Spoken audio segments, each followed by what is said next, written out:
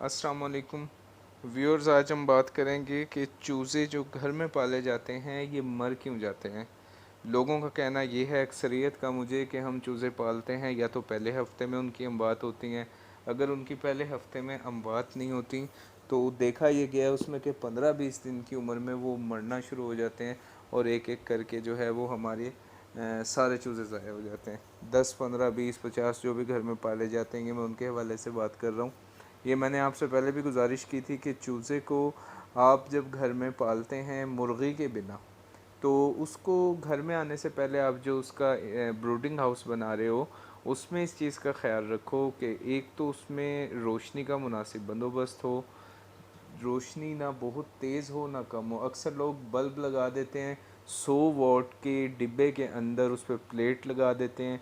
वो क्या करता है कि रोशनी ज़रूरत से ज़्यादा चूज़े को जो है वो तंग करती है। ना सिर्फ रोशनी तंग करती है बल्कि एक्स्ट्रा हीट होती है उसमें। इस चीज़ से इज्तनाब करें। चूज़े को जो नमी की ज़रूरत है वो 50 से 60% है, नमी का तनासुब उसमें।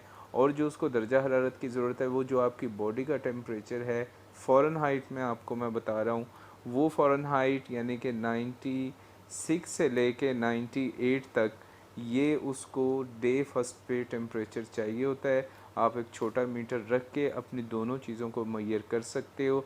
हवा में नमी का तनासुब इन दिनों में अगर कम हो गया तो आप उसको तेज़ कर सकते हो, सिफोक के ज़रिए से बढ़ा सकते हो उसको। और अगर खुदा न खास्ता बहुत ज़्यादा है, हीट के ज़रिए से उसको कम किया जा सकता है।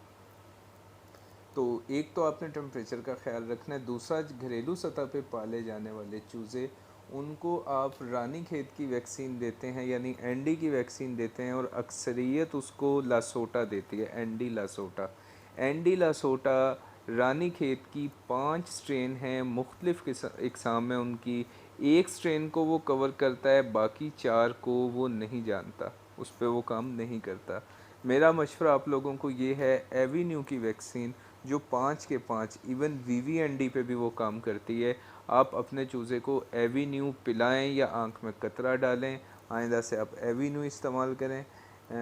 चूज़े को इब्तदाई दिन में कतरा डालने के बाद आप उसे, अगर तादाद में कम है तो चूज़े को आप पिक करके भी 2, 4, 6, 8, 10 हैं तो उनको एक ड्रॉप सुबह एक ड्रॉप शाम को दे सकते हैं, ताकि वैक्सीन के बाद मुमकिन जो बुखार हुआ करता है वो चूज़े को ना हो। और अगर तादाद में ज़्यादा हैं तो पीने के पानी में आप ब्रोफेन उनको पिला सकते हो। उसकी जो रेशो होगी वो 1 ml/2 लीटर होगी। ये आप कर सकते हैं। 2 दिन पीने के पानी में 1 ml/2 लीटर के हिसाब से पिला सकते हैं। इसके बाद आपको एहतियात ये करनी है कि घर के पानी में आपने जो उन्हें पीने का दे रहे हो, इब्तदाई 5-6 दिन में आप उसमें कंटेमिनेट करने के लिए वाटर को 2 किस्म के जरासीम जो पानी से आया करते हैं, ई कोलाई और सैल्मोनेला यानी टाइफाइड। टाइफाइड और ई कोलाई ये पानी के ज़रिए से जो ट्रैवल करके जरासीम बर्ड के अंदर जाते हैं, आप इससे बिल्कुल अपने चूज़े की हिफाजत कर सकते हैं। बहुत चीप प्राइस पे इसकी टैबलेट मार्केट में अवेलेबल हैं, आप वो लेके पानी में डालें। लेकिन जब वैक्सीन आपको पिलानी हो या दवा पिलानी हो तो वो टैबलेट नहीं डालनी। इक्वासेप्ट के नाम से ये टैबलेट आम मिल जाया करती हैं। दूसरा, आपने अपने चूज़े को घर में जो पाल रहे हैं, घर में देखा गया है कि रानी खेत के अलावा गम्बोरो है, या इसके अलावा जो हाइड्रोपेरिकॉर्डम की डिज़ीज़ है, या इसके अलावा ईडीएस का प्रॉब्लम है, H9H5 का प्रॉब्लम है, कोराइज़ा का प्रॉब्लम है, ये बहुत कम आता है उन चूज़ों में जो घर में फ्री रेंज में पल रहे हैं। जिन्हें आपने पिंजरे में बंद करके रखा हुआ उनको तो फिर बीमारियां पकड़ेंगी ही। जो बाहर फिरते हैं मुर्गी के साथ या मुर्गी से बग़ैर, उनको आप जो है इनकी हिफाजत कर सकते हैं। दूसरा, आप लहसुन का इस्तेमाल करें। लहसुन जो है जरासीम कश है, जैसे एंटीबायोटिक जरासीम कश हैं, उनके मुज़िर असरात हैं, इसके मुज़िर असरात नहीं हैं। लहसुन के इस्तेमाल का बेहतरीन तरीका ये है कि लहसुन को आप पानी में पका लें। 1 किलो लहसुन लें, 2 किलो पानी डालें, उसको पकाएं, ठंडा कर लें। जब वो 1 किलो रह जाए तो 1 लीटर रह जाए, 2 लीटर पानी में डाल के 1 लीटर जब बाकी रह जाए तो आप उसे किसी बोतल में ठंडा होने के बाद महफूज कर लें। जो लहसुन उसमें है उसको निचोड़ के उसे भी आप अपने बर्ड को खिला सकते हो, थोड़ा फीड में मिक्स करके। अब ये लहसुन का पानी आप सुबह शाम अपने चूज़ों को थोड़ा थोड़ा रूटीन से पिला सकते हैं, अपनी मुर्गियों को पिला सकते हैं।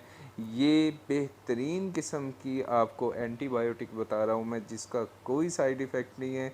घर में ख़वातीन आराम से इसे कर सकती हैं अपने चूज़ों की सेहत बरकरार रखने के लिए।